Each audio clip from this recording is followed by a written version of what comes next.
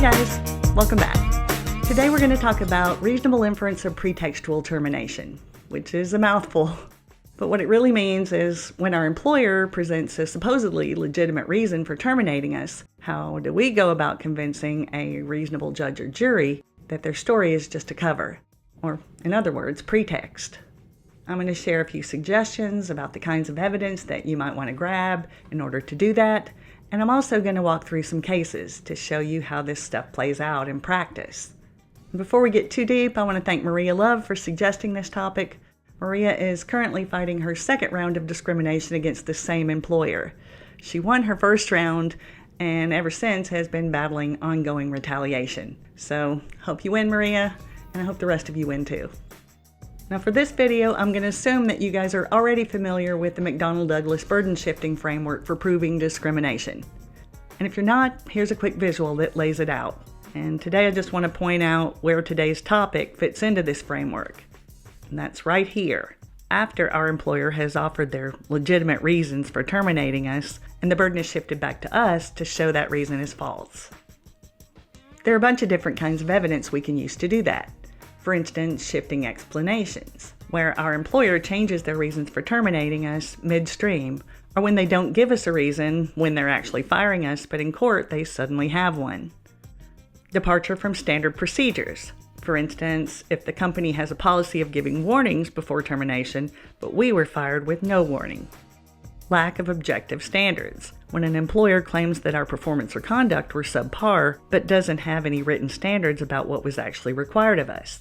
Implausible justifications, when our employer's reasons are inconsistent with the actual evidence, like if they claim they fired us for underperforming, but all our periodic performance ratings were acceptable. Selective enforcement, where certain rules, policies, or standards are applied to us, but not applied to similarly situated workers outside our protected class. Establishing an atmosphere of discrimination, by showing evidence of biased comments, jokes, or long-standing patterns and practices that have disproportionately affected members of our protected class, or better still, evidence that these things have affected us. And temporal proximity, when we're terminated shortly after our employer finds out about a protected trait we have or protected activity that we participated in. To establish a reasonable inference of pretextual termination, we have to meet the preponderance of evidence standard. We don't have to prove it beyond a reasonable doubt, we just have to show that our explanation is more likely than theirs. Now, to understand how this plays out in practice, I'm going to run through some cases, and I'm going to do this really quickly, and I found quite a few of these, so bear with me.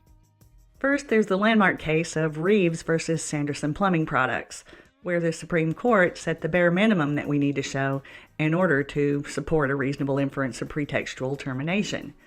Reeves was fired after complaining of age discrimination. The company claimed that he had performance issues and that he had falsified time cards, but witness testimony, including his own, showed that he only made minor errors that were often overlooked for younger supervisors. The Supreme Court ruled proving his prima facie case, combined with minimal evidence that his employer's story was pretext, can support a reasonable inference of pretextual termination. It doesn't have to necessarily, but it can. Another important case is Burlington Northern and Santa Fe Railway versus White. White was the only woman on the track maintenance crew, and she internally reported sexist remarks. Days later, the railroad reassigned her from her forklift job to a job that required hard manual labor, and a month after that, they suspended her without pay for minor insubordination. None of the male workers had ever faced insubordination charges. Here, the Supreme Court found that the close timing between White's complaint and reassignment, the unusually harsh discipline for her alleged insubordination, and selective enforcement of company policies around insubordination showed that her employer's attempt to frame her suspension as standard discipline was likely pretext.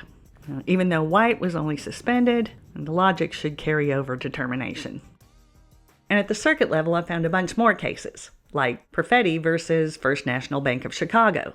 Perfetti was terminated after the bank learned that he was HIV positive. And at first they claimed he was fired for subpar performance, but his performance reviews didn't reflect that. So later the bank changed their explanation. The Seventh Circuit found the inconsistency between the bank's original claims of subpar performance, combined with his performance ratings, and the fact that they had changed their explanation midway through the litigation process, was enough to support a reasonable inference of pretextual termination in his case. In Emmel versus Coca-Cola Bottling of Chicago, Emmel was a high-performing female sales manager who was fired shortly after she complained of gender discrimination. At trial, her employer introduced a performance-based reason for terminating her that they'd never bothered to document at the time she was fired and never mentioned earlier in the EEO process. Their changing explanations, coupled with evidence that the company fired her for missing sales targets while male co-workers were only given warnings, supported a reasonable inference of pretextual termination in her case.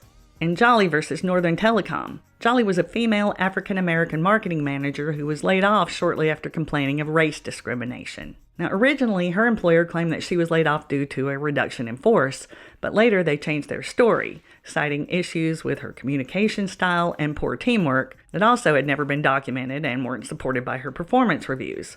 And Jolly also presented evidence that similarly situated white employees with lower performance ratings were not laid off. And the combination of the timing of her layoff, along with her employer's changing reasons and selective enforcement of their layoff policy, supported a reasonable inference that her employer's reasons for laying her off were pretext.